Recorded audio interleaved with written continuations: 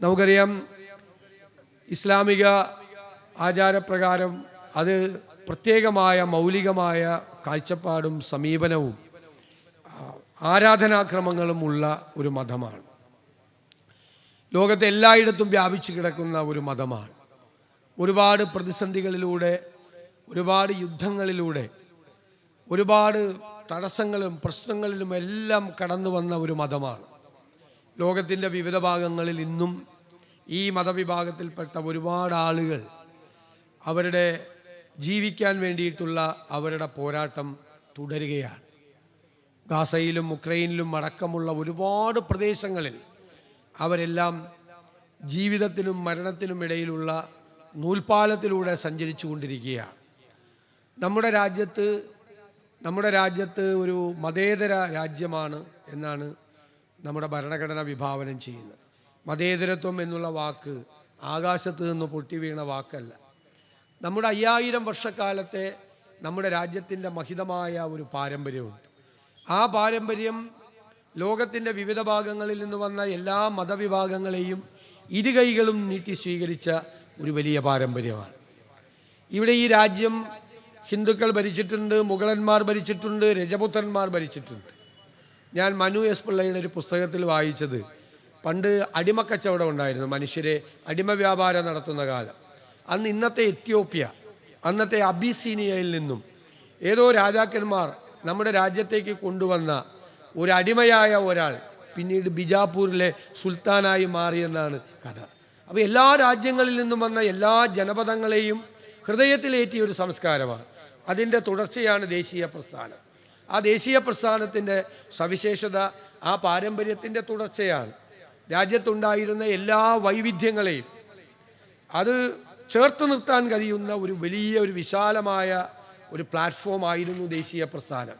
ഗാന്ധിയും നെഹ്റുവും രാജ്യത്ത് എല്ലായിടത്തും സഞ്ചരിച്ച് ആ കാലത്തെ എല്ലാ മൂവ്മെൻറ്റുകളെയും ഹൃദയത്തോട് ചേർത്തു. ഇപ്പോൾ മഹാത്മാഗാന്ധി ഇവിടെ വന്ന് ശ്രീനാരായണ ഗുരുദേവനെ കണ്ടു, അയ്യങ്കാളിയെ കണ്ടു, വൈക്കം സത്യാഗ്രഹത്തിന് പങ്കെടുത്തു, ഗുരുവായൂർ സത്യാഗ്രഹത്തിന് പിന്തുണ കൊടുത്തു.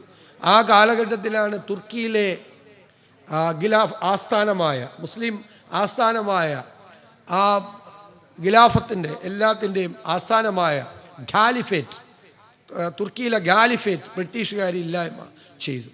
അതിനെതിരായിട്ട് ഒരു പാൻ ഇസ്ലാമിക് മൂവ്മെൻറ്റ്, ആഗോളമായ ഒരു ഇസ്ലാമിക പ്രസ്ഥാനം ഉണ്ടായതാണ് ഖിലാഫത്ത് പ്രസ്ഥാനം. ഗാന്ധി ചെയ്തത് എന്താ?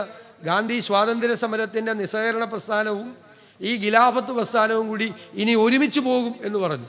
ലോകത്ത് ആദ്യമായി ഖിലാഫത്തിനെ ഹൃദയത്തിലേക്ക് സ്വീകരിച്ച രാഷ്ട്രീയ നേതാവ് മഹാത്മാഗാന്ധിയും പ്രസ്ഥാനം അന്നത്തെ ദേശീയ പ്രസ്ഥാനവുമായിരുന്നു. ഡൽഹിയിൽ നടന്ന നമ്മുടെ കാപ്പാട് സമ്മേളനം നടന്നിട്ടുണ്ട്, ഖിലാഫത്തിൻ്റെയും നിസ്സഹകരണത്തിൻ്റെയും. മഹാത്മാഗാന്ധിയും ഷൗക്കത്ത് അലി സഹോദരന്മാരും വന്ന് പങ്കെടുത്തത്. അപ്പോൾ ആ ദേശീയ പ്രസ്ഥാനം അതിൻ്റെ വഴിയും അതിൻ്റെ എല്ലാം പ്രോഡക്റ്റാണ് നമ്മുടെ ഭരണഘടന. നമ്മുടെ ഭരണഘടന നൽകുന്ന ആ മതേതരത്വം എന്ന് പറയുന്നത് പാശ്ചാത്യ നാടുകളിലെ മതേതരത്വം അല്ല. പാശ്ചാത്യ നാടുകളിലെ മതേതരത്വം റിജക്ഷൻ ഓഫ് റിലീജിയനാണ്, മതത്തിൻ്റെ പൂർണ്ണമായ നിരാസമാണ്. ഇന്ത്യയുടെ സെക്കുലറിസം, മതേതരത്വം എന്ന് പറയുന്നത് എല്ലാ മതവിഭാഗങ്ങളെയും ചേർത്ത് നിർത്തുന്നതാണ്, മതങ്ങളുടെ നിരാസമല്ല. ഞാൻ എപ്പോഴും പറയുന്നൊരു വാചകം ഞാൻ ആവർത്തിക്കുന്നു. ഞാൻ ഹിന്ദുമത വിശ്വാസിയായി ഇരിക്കുമ്പോൾ തന്നെ, പൂർണ്ണമായ ഹിന്ദുമത വിശ്വാസിയായി ഇരിക്കുമ്പോൾ തന്നെ എൻ്റെ സഹോദര മതത്തിൽപ്പെട്ട ഒരാളുടെ നേർക്ക്, ആരെങ്കിലും അവൻ്റെ അവകാശത്തിൻ്റെ നേർക്ക് കൈവിരൽ ചൂണ്ടിയാൽ ഞാൻ അവനെ സംരക്ഷിക്കാൻ ഈ വിശ്വാസം തന്നെ മുറുകെ പിടിച്ചുകൊണ്ട് അവൻ്റെ മുന്നിൽ ഞാൻ നിൽക്കുമ്പോഴാണ് ഇന്ത്യയുടെ മതേതരത്വം അർത്ഥപൂർണമാകുന്നത്. അതാണ് അതിൻ്റെ ഉന്നതമായ ഒരു നിലപാട് എന്ന് പറയുന്നതാണ്. നമുക്ക് നമ്മുടെ മതത്തിൽ വിശ്വസിക്കാൻ അവകാശമുള്ളപ്പോൾ തന്നെ മറ്റൊരാൾക്ക് അയാളുടെ മതത്തിലും ആചാരക്രമങ്ങളിലും വിശ്വസിക്കാനുള്ള അവരുടെ ആ വിശ്വാസത്തോടുള്ള നമ്മുടെ ബഹുമാനമാണ്, ആദരവാണ്. അത് സംരക്ഷിക്കാൻ അവനേക്കാൾ ആവേശത്തോടെ നമ്മൾ മുന്നിൽ നിൽക്കുമ്പോഴാണ് നമ്മുടെ മതേതരത്വം ശരിയായ രൂപത്തിലും അർത്ഥത്തിലും എത്തുന്നത്. ഇപ്പോൾ മക്കയിൽ നിന്നും മദീനയിലേക്ക് വന്നു പ്രവാചകൻ. മദീനയിൽ മുസ്ലിങ്ങൾ മാത്രമല്ല ഉണ്ടായിരുന്നു, അവിടെ ജൂതന്മാരുണ്ടായിരുന്നു, ക്രൈസ്തവരുണ്ടായിരുന്നു. അവിടെ പ്രവാചകൻ അവിടെ ഒരു ഭരണഘടനയുണ്ടാക്കി, മാതൃകാ ഭരണഘടന. ആ മാതൃകാ ഭരണഘടനയിൽ, പ്രവാചകന്റെ മാതൃകാ ഭരണഘടനയിൽ അവിടെ മുസ്ലിങ്ങൾക്ക് മാത്രമുള്ളൊരു ഭരണഘടന ആയിരുന്നില്ല അത്. അവിടെ മദീനയിൽ പ്രവാചകൻ ഉണ്ടാക്കിയ ഭരണഘടനയിൽ ജൂതന്മാർക്കും ക്രൈസ്തവർക്കും മുസ്ലിങ്ങൾക്കും അവരുടേതായ വിശ്വാസ പ്രമാണം അനുസരിച്ച് പ്രാർത്ഥിക്കാനും ജീവിക്കാനുമുള്ള അവകാശം പ്രദാനം ചെയ്തുകൊണ്ടുള്ള ഭരണഘടനയാണ്. മാതൃക ഭരണഘടനയാണ് ഈ മദീനയിൽ വെച്ചുണ്ടാക്കിയത്. മോഡലാണ് അതെന്ന് പറയുന്നത്. അതിൻ്റെ വേറൊരു ഫോർമാറ്റാണ്, വേറൊരു പൂർണ്ണമായ രൂപമാണ് ഇന്ത്യയുടെ ഭരണഘടന. അപ്പോൾ അത് പൂർണ്ണമായി സംരക്ഷിക്കപ്പെടണം. വിശ്വാസങ്ങൾ സംരക്ഷിക്കപ്പെടണം. ആചാരക്രമങ്ങളെ കാലത്തിനനുസരിച്ച മാറ്റങ്ങൾ ആചാരങ്ങളിൽ വരുത്താം. ഏത് മതവിഭാഗത്തിനും കാലാനുസൃതമായ മാറ്റങ്ങൾ അവരുടെ ആചാരങ്ങൾക്ക് വരുത്താം. പക്ഷേ അത് അവരുടെ മതവിശ്വാസങ്ങളിൽ നിന്ന് തന്നെ, അവരുടെ ആചാരക്രമങ്ങൾ, അതിൽ നിന്ന് തന്നെ ഉയർന്നു വരുന്ന വാദങ്ങൾ, സംവാദങ്ങൾ എല്ലാത്തിൻ്റെയും പരിണതഫലമായിട്ട് വേണം ആ മാറ്റങ്ങൾ.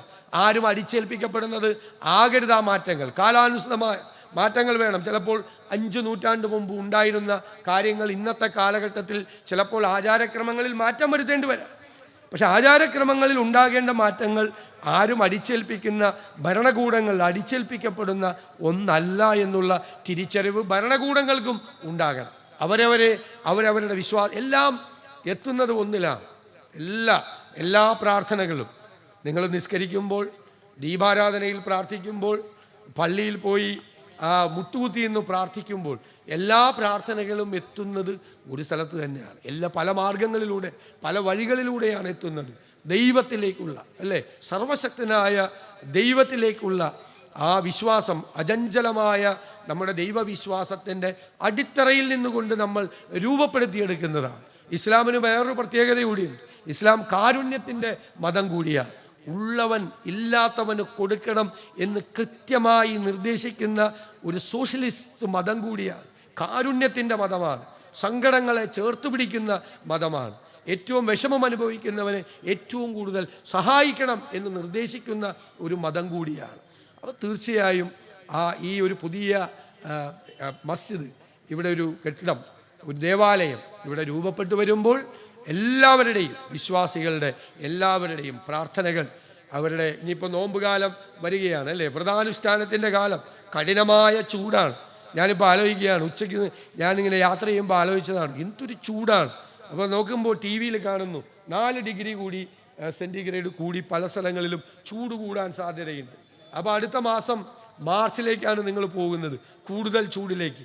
ഒരു തുള്ളി ഉമിനീര് പോലും ഇറക്കാതെ, അല്ലേ, ഒരു തുള്ളി വെള്ളം കുടിക്കാതെ നിങ്ങൾ കഠിനമായ വ്രതാനുഷ്ഠാനങ്ങളിലേക്ക് പോവുകയാണ്.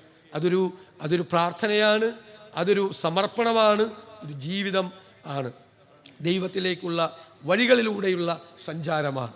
ഈ കഠിനമായ ചൂടിലും വ്രതാനുഷ്ഠാനങ്ങളിലേക്ക് പോകുന്ന നിങ്ങൾക്ക് എല്ലാ ദൈവാനുഗ്രഹങ്ങളും ഉണ്ടാകട്ടെ.